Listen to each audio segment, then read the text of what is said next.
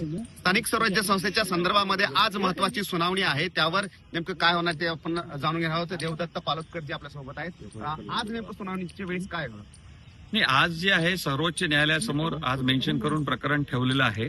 आज सर्वोच्च न्यायालयासमोर जी सुनावणी होणार आहे त्यामध्ये 3 प्रामुख्याने महत्वाचे मुद्दे आहेत. एक म्हणजे ओबीसीचं जे राजकीय आरक्षण आहे त्याला पूर्वी स्थगिती दिली होती, मात्र त्याला सर्वोच्च न्यायालयाने पुन्हा मान्यता दिली. बांटिया कमिशनचा जो आहे तो अहवाल मान्य केला.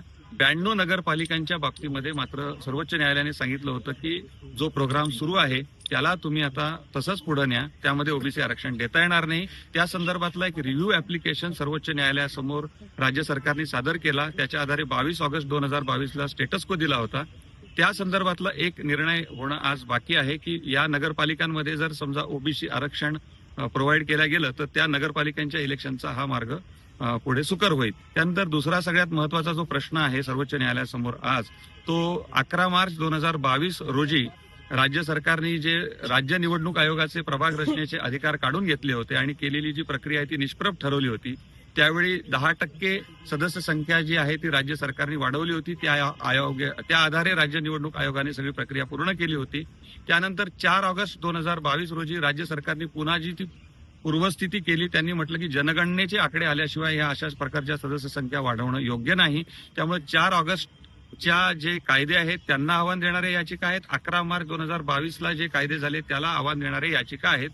तर ह्या पूर्वीच्या प्रभाग रचनेप्रमाणे कारवाई करायची पुढची निवडणुकीची, ज्याच्या आधारे राज्य निवडणूक आयोगाने सगळी कारवाई केलेली आहे, का नवीन कायद्याप्रमाणे आता नवीन प्रभाग रचनेप्रमाणे सगळी कारवाई करायची पुन्हा नव्याने, या संदर्भातील सुद्धा निर्णय होणं अपेक्षित आहे.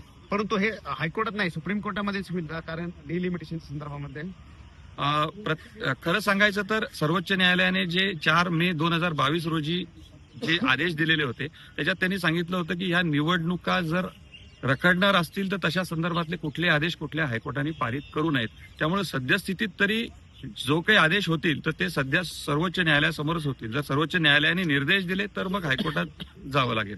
राज्य सरकारची भूमिका काय आहे आणि आज यावर तोडगा निघेल का? तारीख कळेल का की कधी म्हणजे ग्रीन सिग्नल मिळणार आहे का की कधी महापालिकेची निवडणूक होती? नाही, राज्य सरकारचा याच्यामध्ये मुख्य भूमिका असण्यापेक्षा राज्य सरकारने काय केलं पूर्वी आणि आता 11 मार्चला सुद्धा 2022ला आणि 4 ऑगस्टला राज्य सरकारने कायदे केले. फक्त सर्वोच्च न्यायालयाने जे निर्देश दिलेले 4 मे 2022 रोजी आणि 20 जुलै 2022 रोजी, तर हे कायदे हे पूर्वलक्षी प्रभावाने होणार नाहीत, येणाऱ्या निवडणुकांसाठी राहतील. ज्या ओव्हरड्यू इलेक्शन्स आहेत त्यांना प्रचलित कायद्याप्रमाणे घ्यावं लागेल. परंतु काय निकाल येईल आज? का पुन्हा तारीख मिळेल का आज काहीतरी ऑर्डर होण्याची शक्यता आहे? याच्या संदर्भात मी सांगू शकत नाही. सुनावणी झाली तर निश्चितच निकाल निघेल. आपण पाहिलं असेल पंजाबच्या संदर्भात सुद्धा नुकताच सर्वोच्च न्यायालयाने निकाल दिलेला आहे. तुमचा युक्तिवाद काय आजचा महत्वाचा? हे आमचा युक्तिवाद हाच आहे की भारतीय राज्य घटनेप्रमाणे 5 वर्षाची मुदत संपण्याच्या आत निवडणुका घेणं बंधनकारक आहे. महाराष्ट्र राज्यात आजपर्यंत अशा निवडणुका कधीच रखडल्या नाही. त्यामुळे ताबडतोब निवडणुकांचा जो आहे तो मार्ग मोकळा करून देण्यात एप्रिलपर्यंत होतील निवडणुका. मी याच्या संदर्भात नाही सांगू शकत, कारण त्याची नव्याने जर करायचं तर खूप वेळ लागेल, जुन्या पद्धतीने जर करायचं तर लवकर होऊ शकतील. बिलकुल. आणि म्हणूनच पाहावं लागणार आहे की ग्रीन सिग्नल आज सुप्रीम कोर्ट देते का महापालिकेच्या निवडणुकीच्या संदर्भामध्ये.